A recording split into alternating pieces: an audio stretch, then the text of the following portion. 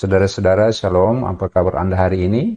Harapan saya Anda sekeluarga dalam keadaan sehat, tidak kurang satu apapun, tentu saja di dalam perlindungan Tuhan kita Yesus Kristus. Amin. Nah, saudara-saudara, topik kita kali ini adalah 6 alasan mengapa Anda sebagai Katolik harus berbangga.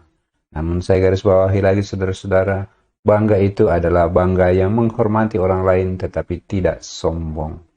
Nah, apa saja 6 alasan yang harusnya membuat Anda bangga sebagai orang Katolik? Mari kita lihat satu per satu. Yang pertama, poin yang pertama. Mengapa kita harus bangga sebagai orang Katolik? Karena agama Katolik, jumlah penganut Katolik di dunia ini adalah sebesar 1,36 miliar. 1,3 miliar orang itu bukan jumlah yang sedikit. Selayaknya Anda yang termasuk salah satu di antara 1,3 miliar itu, Anda harus berbangga.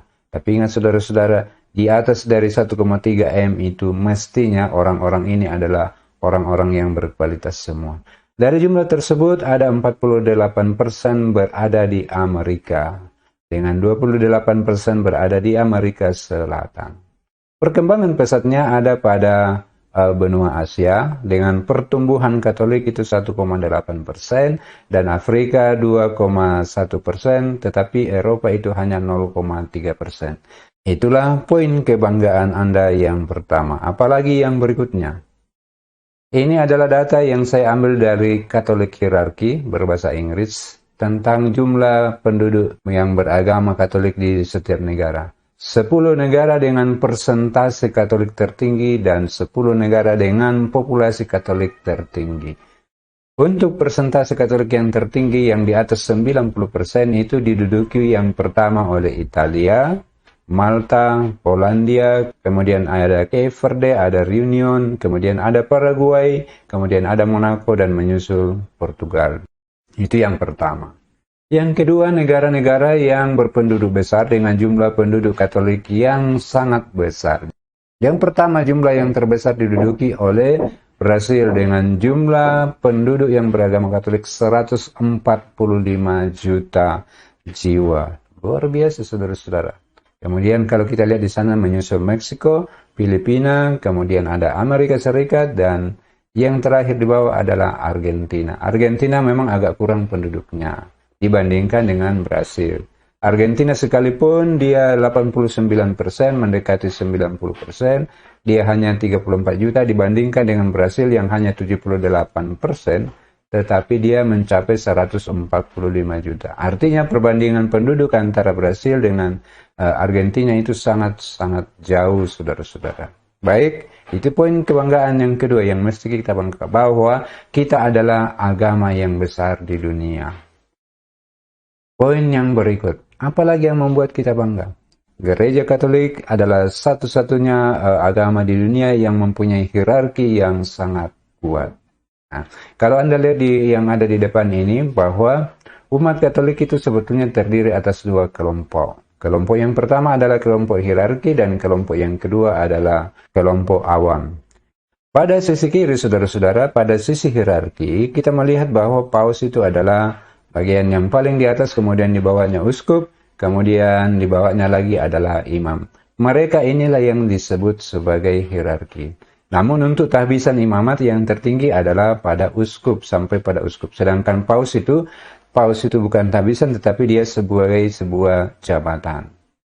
Lalu di samping itu di samping uskup itu ada kardinal. Ini siapa pula ini kardinal, saudara-saudara? Kardinal itu adalah sebenarnya uskup juga yang diberikan tugas khusus untuk membantu para paus. Ini biasanya diambil dari keuskupan agung dari gereja-gereja Katolik yang ada di dunia. Tugas mereka adalah membantu Bapak Suci, yaitu Bapak Paus. Kadang-kadang Bapak Paus mempunyai sesuatu masalah yang harus dibahas, maka dia memanggil para kardinal ini. Tapi sebenarnya saudara-saudara, kalau ditelusuri, tugas utama dari para kardinal ini sebenarnya mempersiapkan penggantian Bapak Suci atau Bapak Paus. Jadi apabila ada proses pergantiannya itu dilakukan oleh para kardinal ini. Kemudian di bawah lagi ada imam. Imam itu ada pembantunya yang namanya diakon. Diakon itu adalah orang yang ditahbiskan. Nah, diakon ini sendiri pun masih ada terdiri dari dua macam. Ada diakon yang sebagai transisi dan ada diakon yang sifatnya permanen.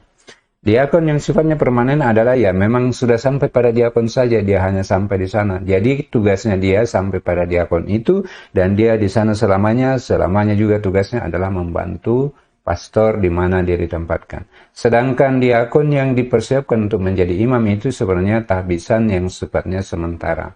Setelah itu, setelah dia selesai di tahbisan diakon, maka dia akan naik ke tahbisan berikutnya yaitu tahbisan imam. Itulah kelompok yang pertama. Kemudian kelompok yang kedua, umat di dalam gereja Katolik adalah awam. Apa yang kita sebut sebagai umat atau awam. Awam ini pun masih terdiri dari dua kelompok. Kelompok yang pertama adalah awam dengan panggilan khusus. Awam dengan panggilan khusus itu yang mana? Yaitulah para frater yang mengkhususkan dirinya sebagai frater seumur hidup. Saya berikan contoh misalnya frater hamba-hamba Kristus. Contoh yang lain dari awam dengan panggilan khusus ini adalah suster-suster biara. Mereka mengikrarkan janjinya untuk tidak menikah, baik para frater maupun para suster biara ini. Mereka berkaul untuk setia pelayanan kepada Tuhan Yesus Kristus dengan juga tidak menikah sama seperti paus, uskup, dan para pastor.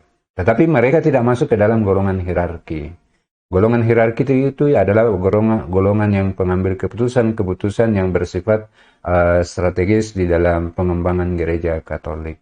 Kemudian kelompok awam yang kedua adalah awam yang biasa kita sebut sebagai umat biasa.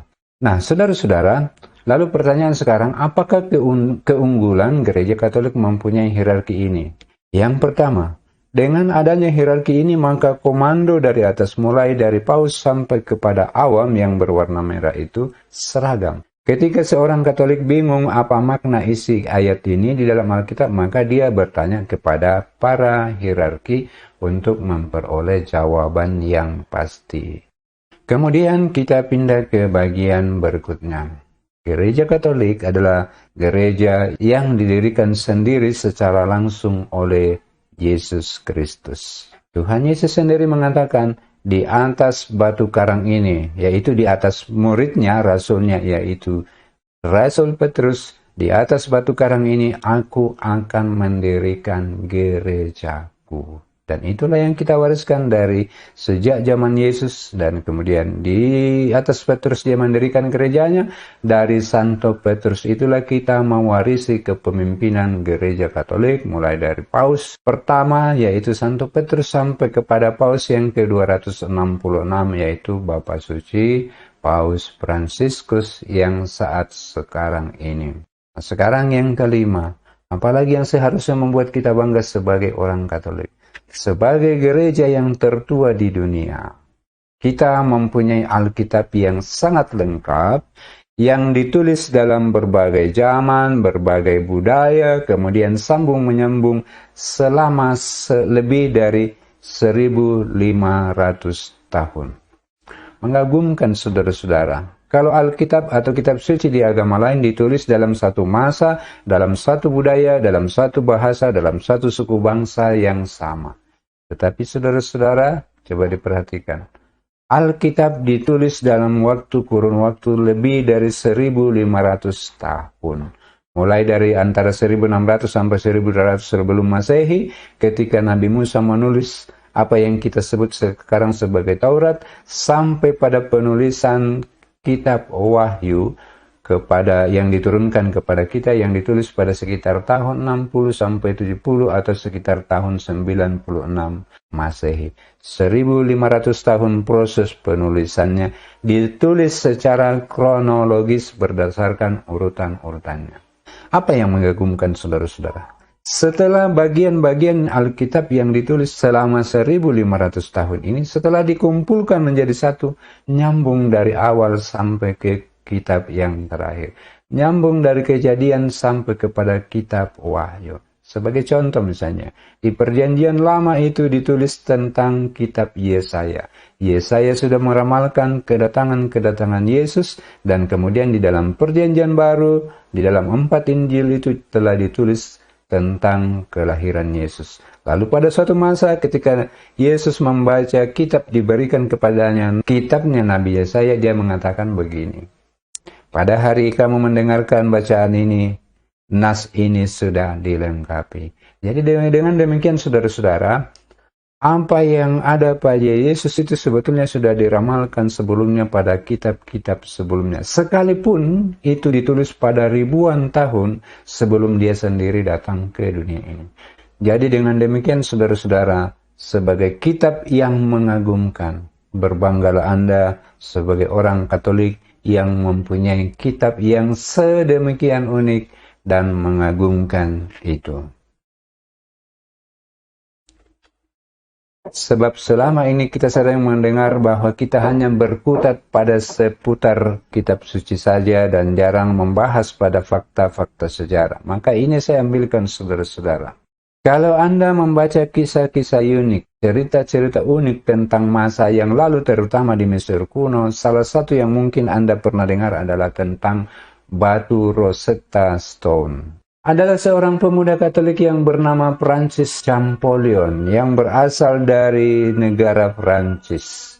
Pemuda Katolik ini, Francis Champollion ini, walaupun dia berjuang selama kurang lebih 20 tahun, tetapi pada akhirnya dia dapat memecahkan rahasia dari batu tulis tersebut. Dan pada akhirnya saudara-saudara, pemuda Katolik ini mampu mengubah dunia ilmu pengetahuan dengan ditemukannya bagaimana cara membaca dari tulisan-tulisan batu-batu prasasti Mesir kuno yang sebelumnya tidak dapat dibaca oleh para ahli. Maka mulai pada saat itu sebagaimana dia dirikan adalah muncullah yang namanya Egyptologi. Ini semacam ilmu pengetahuan yang secara khusus mempelajari tentang naskah-naskah kuno yang bertuliskan huruf-huruf Mesir kuno. Nah, itulah saudara-saudara keenam hal ini yang semestinya membuat kita bangga sebagai orang Katolik. Demikian video singkat ini, semoga bermanfaat bagi Anda. Apabila Anda ada yang ingin Anda komentari, silakan ditulis kalau di kolom komentar. Salam sehat dan Tuhan Yesus memberkati kita semua. Amin.